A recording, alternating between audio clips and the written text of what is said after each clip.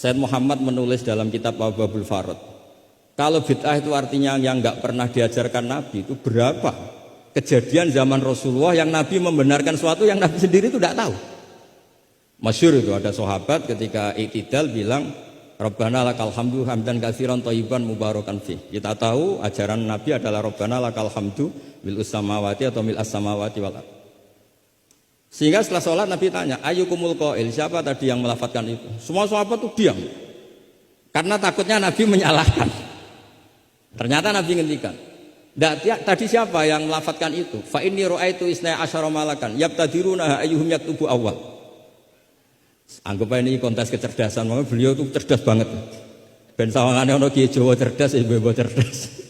Ajane kula niku nggih sungkan.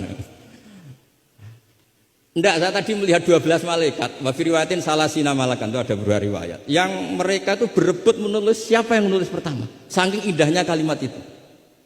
Terus ada orang bilang, ha ana ya Rasulullah, tadi saya. Itu min ghairi sabqit ta'lim, tapi tidak mengajarkan itu dulu. Terus Said Muhammad lagi peristiwa Bilal. Ya Bilal, kamu itu punya ngalaman apa sih sampai saya mendengar dafana alaika fil jannah. Saya melihat Qur'ana alaika fil jannah. Ketukan sandal kamu di surga. Bilal cerita, saya tidak pernah wudhu gini-gini kecuali saya sholat dengan wudhu itu. Dan banyak lagi amal-amal sahabat yang min ghairi sabqit ta'lim kemudian di-ACC oleh Nabi. Andai kan bid'ah itu yang belum diajarkan Nabi, tentu semua itu salah. Kowe sing marahi sapa? Ora tak warai kok kreasi dhewe. Fa antal musyarri'. Ndak, Nabi ternyata mengiyakan. Yang ketiga yaitu peristiwa kulhu. Ada imam di Masjid Kuba, kila fi syariatin Nabi arsala syariatan itu selalu kalau imam itu baca kulhu sampai makmumnya itu jenuh karena main kulhu terus. Singkat cerita si imam ini dilaporkan, ya Rasulullah, imam yang kau tugaskan ke kita ini main kulhu terus. Itu gimana ya Rasulullah? Tapi Nabi karena bijak panggil orang itu, dipanggil. Kenapa kamu sering baca kulhu? Li anna suratal ikhlas sifatur rahman fa ana uhibbuha. Itu surat yang benar-benar hanya nerangkan Allah sehingga saya suka. Kalau surat lainnya itu kan surat proposal. Misalnya Anda bilang uji budak watadai terus dungo. Banyak sifatnya Allah yang kamu suka itu karena terkait Anda.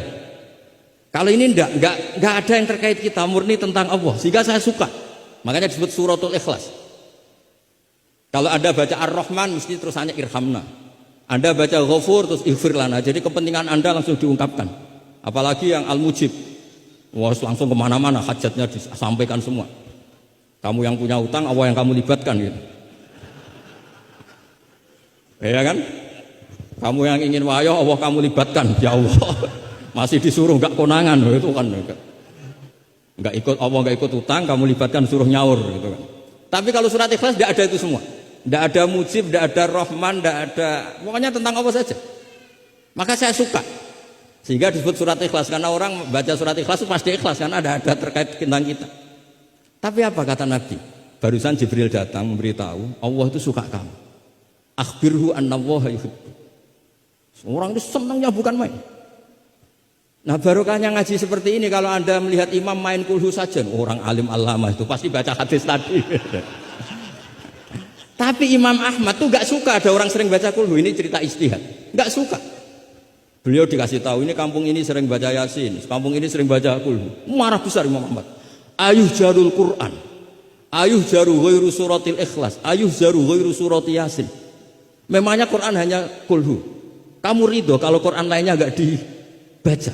Kamu ridho kalau surat lainnya enggak populer, yang populer Yasin terus. Lam yakun se'unnal Quran mahjura, enggak boleh Quran jadi mahjur, harus dibaca semua. Ya tapi kan kaidah kita ada saja ulama yang mengatakan malaidroku kullu, laidroku kullu, kalau enggak bisa semua ya kulhu.